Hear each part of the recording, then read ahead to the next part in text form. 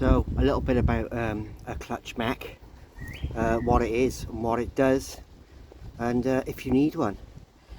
Clutch mech was designed for off-road riding, primarily mountain biking, but now more and more on gravel bikes and things like that as well.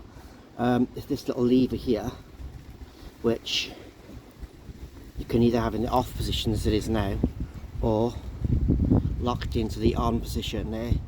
And the difference it makes is it tensions this cage so that you don't get as much chain slap against your stays and general rattling around, and it gives you much less chance of derailing the front chain ring. So here is the mech with it in the off position. Really easy to push that, look, one finger, and then in the on position it's now much harder to push that mech forward, so it's keeping constant tension on this chain. So yeah, it's for off-road riding. You don't absolutely need one, but it does make a difference, and it quietens the bike down a lot because you don't get all this chain chatter. So I'm going to show you a quick drop test now with it on, off and then on, just to show you the difference in the chain movement. Hopefully, bear with me.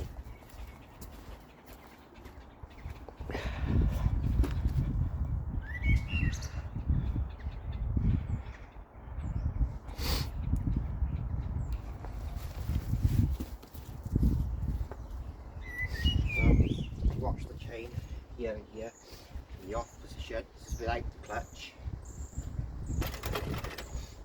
You can see all that movement, and then hopefully with the clutch on you should see much less. As you can see, that this is bouncing far less, and so is this. And the advantage of that is you don't get that contact with the chain stays.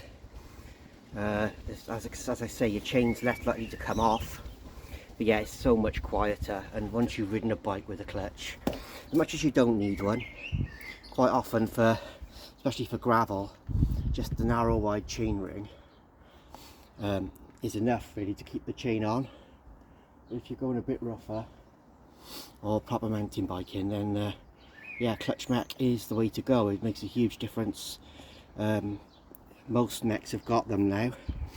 Some have a lever to actuate the clutch, others just have that preloaded tension in them, so you don't have to do anything.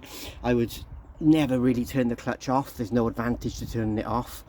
Some people say turn it off for climbing, but I don't think there's any real advantage to that. It's yeah, just leave it on and go for it, and you'll have a much quieter bike, a much more enjoyable ride.